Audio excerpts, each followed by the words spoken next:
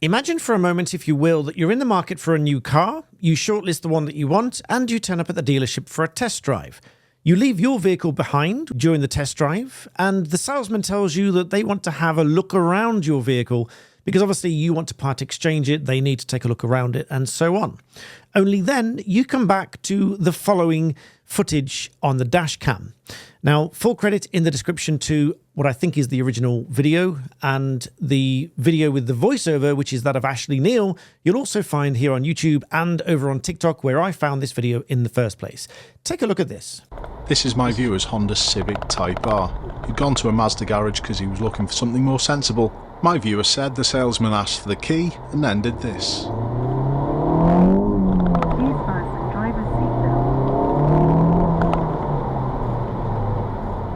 After seeing this footage, my viewer left them a review, where they responded basically saying that he had fabricated it.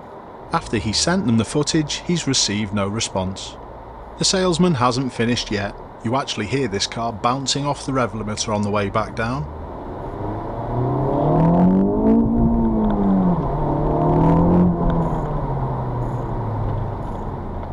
All on a public road in a customer's car. Needless to say, my viewer didn't buy a vehicle from them.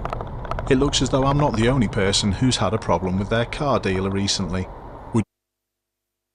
So, first of all, for anyone that's worried about me from any reprisal from this dealership, everybody has seen the footage for themselves, and I'm going to show you both the review that was left and the response from the dealer, which there is now a response. But there's also one or two things that would need following up, because there's an edit to the original review which suggests that there needs to be a follow-up from the dealership. Now, just to recap the video very briefly, what you first heard was the car telling the driver that they need to fasten the seatbelt, obviously suggesting that he's not wearing the seatbelt. Secondly, as Ashley pointed out, the rev meter was bouncing off the top line. That's where you hear vehicles revving quite ferociously at the top end of the rev meter, which is obviously bad for the vehicle. Considering, of course, that the dealer does not at this stage own the vehicle, nor was there any indication that he was going to go and drive it away. We'll come back to that in a moment. But first of all, let's go to the review, which Ashley is referred to. Now, this took me all of about 5 minutes to find, because a few names on the side of buildings, a few Google Map searches later, and I find the correct area for this Mazda dealer. Now, this review says as follows. I went into Mazda a few months ago, but haven't had a chance to write a review till now. The experience, though, was so frustrating I'm still writing the review after all this time.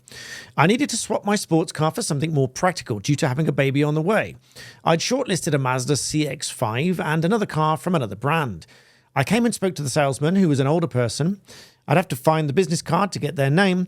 I explained what I was after, what features and why. I said I'd seen a used CX-5 online but hadn't browsed all of the stock, and asked if there were any other models that would suit my needs. His response, this reviewer says, well, only you can tell me what you want.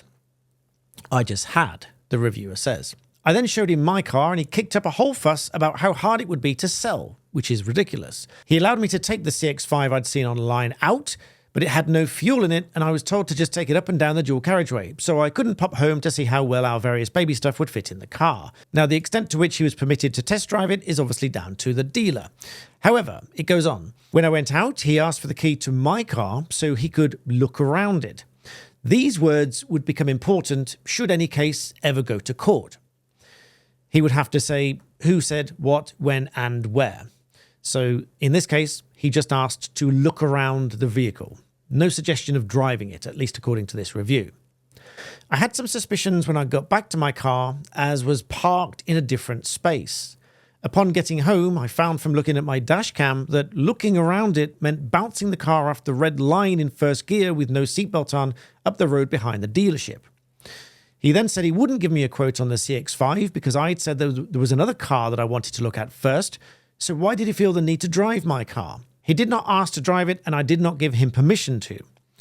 I was so annoyed by this experience, I went back on Auto Trader and restarted my search. I found a car from another dealer I liked and bought 2 days after this, and for the record, my part exchange that would be so hard to sell sold in a week. I tend to change cars about every 2 years, so I've been in Mazda before and had a fantastic experiences, but ended up buying from other brands for various reasons. I don't know if the dealer's just gone downhill, or is this the experience now, but I certainly won't be rushing back to Mazda when it comes time to change the car again. Now there's an edit. I'll come back to the edit because there's a response from the dealer. The response from the dealer reads, "Good morning, MB. I'm sorry to read this review explaining poor service you received some months ago. I would love to investigate this, but as it's some time ago, and also you haven't left your details, I'm going to struggle." Fair enough. As you can see from our other reviews, we pride ourselves on customer service, and to read your review just doesn't seem right. MB, if you do feel you would like to discuss this in the correct manner, I think that's supposed to say, please feel free to contact me directly at the dealership. Regards, Alan Price. Now, again, for anyone worried about names and things like this, because I have some comments to previous videos saying that I shouldn't post things with people's names, but this is public anyway. And this is obviously adding commentary, and it's in the public forum. Just as a tangent regarding information being in the public domain and being able to track people down, some people might be surprised or even shocked to know that I tracked this garage down in under 2 minutes just by searching the names on the side of the buildings. It was that easy, and it just popped up in Google Maps because you can recognize the roads. But imagine now if somebody can track you down just because you're using your computer. And to prove that this is a concern to you, I'd like you to click the link that's in the description below, or to scan the QR code that's on screen right now, which is a partner of mine for this video, which is NordVPN. Because if you go to this address, it will show your location of where you are right now on whatever device that you are using. Unless, of course, you are already protected by a virtual private network, which is what NordVPN provides. You see, by browsing the internet, and especially when you connect to unprotected networks, you are transmitting information all the time to those surrounding networks. And that information, if not encrypted, could reveal some of your private information, which hackers could intercept in between, known as a man-in-the-middle attack, meaning you try to send your information to, let's say, the bank, but a computer in the middle takes that information and saves it, and then they know that that is your information. But if the information is encrypted through a virtual private network such as NordVPN, then the information will be gobbledygook and meaningless, and the person in the middle simply won't be able to read that information. Not only can it keep your personal information secure, but if any of you have experienced internet throttling, then this can also be a result of your ISP, your internet service provider, slowing down your internet connections. This is another thing that virtual private networks can assist with, because you'll be connecting through a virtual private network. Then in most situations, your connection will no longer be throttled. You can also connect to international services such as Netflix for the United States. And no, to answer the question when people say, isn't that illegal? It's not illegal because you're not doing anything dishonest. You are just encrypting your data traffic before it gets to the website, so they can't really see where you are, which is the whole point. There's a great discount available at the link in the description below and on screen here, and if you don't like it, you get 30 days to change your mind. But once you've checked and tested that your location is now secure and you've got the peace of mind that your information is secure, you'll probably continue. I've been paying for NordVPN long before they were a partner to my channel here to support the work that I do for you. So if you'd like to support me, help me to support my partner, and check out the link in the description below. It will give you peace of mind, and it will stop people tracking you and getting hold of your personal information. But that, I thought, was an interesting tangent to the data protection concerns of tracking people down, such as I have in this video, and using information which is already in the public domain, because once it's out there, there's very little you can do about it. So let's pick up where we were. I was just about to tell you about the response from the dealer to this review. Let's carry on. So that's the response from the dealer. In other words, they can't remember, they can't investigate unless this reviewer gets in touch and gives them more details. The edit says, so presumably after this response from the dealer, I reached out via the email address provided 2 weeks ago and have been ignored. So I'm left to feel that the dealership indeed does not care about the service they're providing. The business card I was given was for a Carl Hawkins, and the manner of which my car was driven can be seen here. And there's a link to the video, which I'll put in the description below. Not only was it driven in this manner, but without permission. All of this on top of how unprofessional the response to this review, this leaves me feeling extremely disappointed. Now, there's a couple of legal implications in this, not least of which that it was driven without permission, which in any other sense of the word is taking a vehicle without consent. Now, one might argue, if I were on the dealer's side, that there's an implied consent because he's given him the key. But the words used, which why I said those words would be important if any case were ever to go to court, these words here, albeit this review left some time ago, obviously it's explained that it was so clear in the mind and such an experience that he wanted to leave this review. Those words were obviously quite clear. Those words were that he could look around it. Now, looking around the vehicle does not, in my view, imply any consent or permission to drive the vehicle even up and down the road. Now, obviously, being a dealer, their own insurance and such things would be their own business. But insurance aside, they would need permission from a vehicle owner to drive the vehicle. If they said, can I take it around the block to test it out? And the owner of the vehicle said yes, then that's another matter. It's no longer taking without consent. But it doesn't appear that that's the case from this review.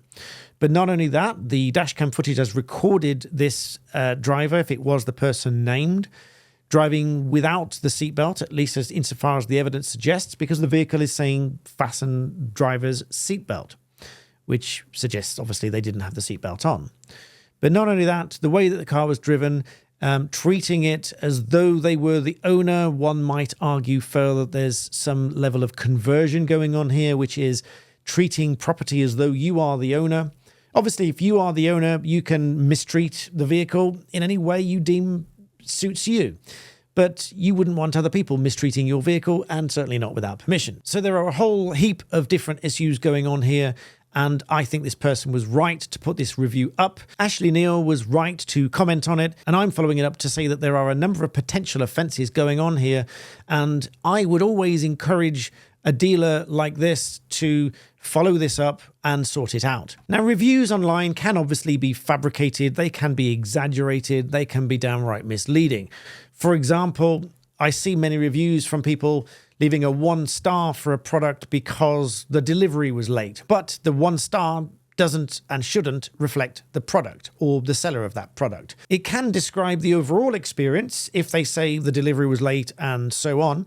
And sometimes I've seen companies like Amazon say, we accept responsibility for this if their own courier service or whatever was the cause of the delay. There are also some people that get sued for defamation for what they put in a review. And then obviously, if what they say in a review leads to a downfall in the reputation of the company, then they would have to prove then that it's either their honest opinion or that it might well be the truth, and that any person in possession of the facts at the time might well come to the same conclusion.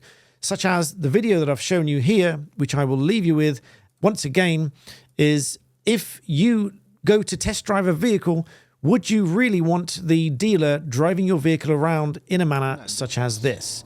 I certainly wouldn't.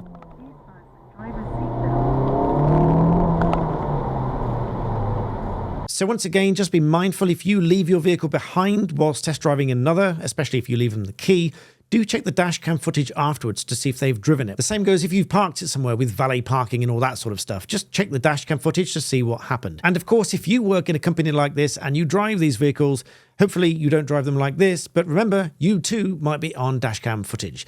In the meantime, I hope you found that useful and interesting. Please do remember to subscribe, and I'll see you next time.